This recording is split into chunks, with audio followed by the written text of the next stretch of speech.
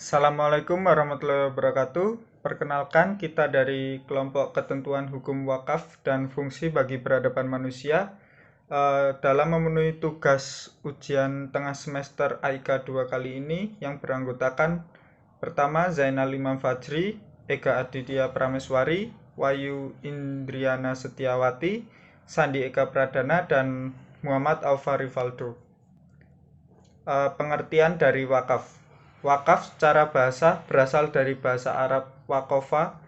Asal kata wakofa berarti menahan, berhenti, diam di tempat, atau tetap berdiri. Kata wakofa, wakifu, wakfan sama artinya dengan bahasa habasa, yahbisu, tahbisan, atau menahan. Wakaf dalam bahasa Arab mengandung pengertian menahan. Menahan harta untuk diwakafkan, tidak dipindah milikan. Dengan kata lain, wakaf adalah penyerahan tanah kepada orang-orang miskin untuk ditahan karena barang milik itu dipegang dan ditahan oleh orang lain, seperti menahan hewan ternak, tanah, dan segala sesuatu. Selanjutnya akan diterangkan oleh rekan saya Muhammad Alfa Rivaldo. Dipersilahkan. Baik, selanjutnya dalam istilah syarat, secara umum wakaf adalah sejenis pemberian dengan cara menahan atau pemilikan kemudian menjadikan manfaatnya berlaku umum. Yang dimaksud kepemilikan adalah menahan barang yang diwakafkan agar tidak diwariskan, dijual, dihibahkan, didagangkan, digadaikan maupun disewakan. Sedangkan cara pemanfaatannya adalah menggunakan sesuai dengan kehendak sang pemberi wakaf tanpa imbalan. Menurut Munzir Kohaf, wakaf adalah memberikan harta atau pokok benda yang produktif terlepas dari campur tangan pribadi, menyalurkan hasil dan manfaatnya secara khusus sesuai dengan tujuan wakaf, baik untuk kepentingan perorangan, masyarakat, agama, atau umum.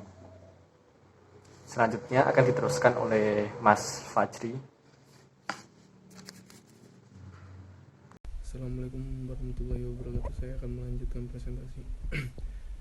Satu Peraturan Pemerintah Nomor 28 Tahun 1977 tentang wakaf adalah perbuatan hukum seseorang dan badan hukum yang memisahkan sebagian dari harta kekayaannya yang berupa tanah, milik, dan kelembagaan untuk selama-lamanya untuk kepentingan atau keperluan umat lainnya sesuai ajaran Islam.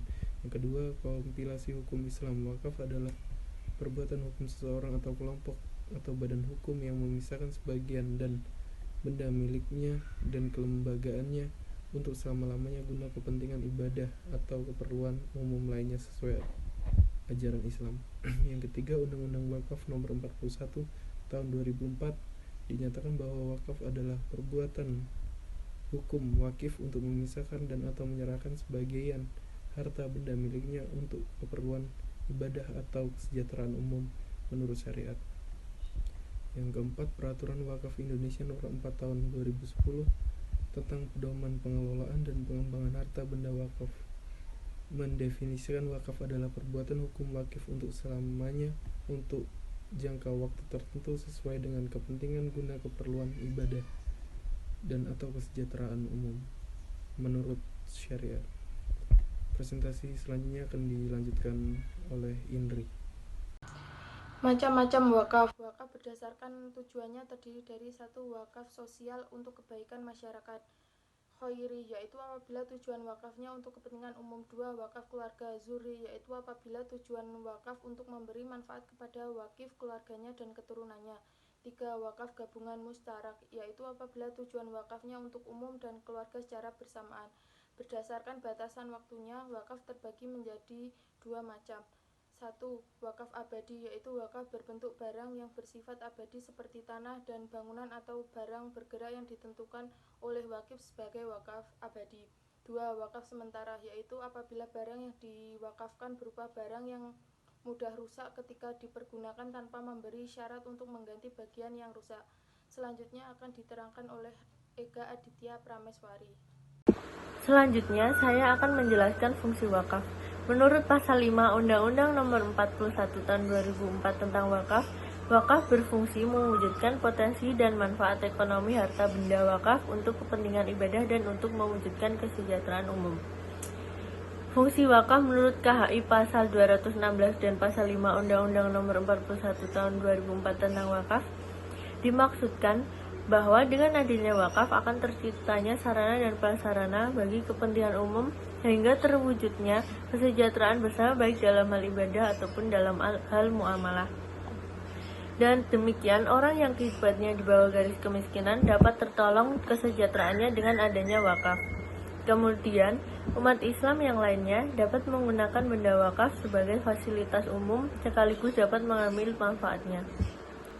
Selanjutnya yaitu manfaat wakaf. Yang pertama, mendapat pahala abadi, tumbuhkan jiwa sosial, membantu kesulitan orang lain, membawa kesadaran bahwa harta benda tidaklah kekal, membantu masyarakat mendapatkan sarana yang lebih baik, hilangkan kesenjangan sosial, dan dorong pembangunan di bidang keilmuan. Sekian presentasi dari kami, kurang lebihnya mohon maaf. Wassalamualaikum warahmatullahi wabarakatuh.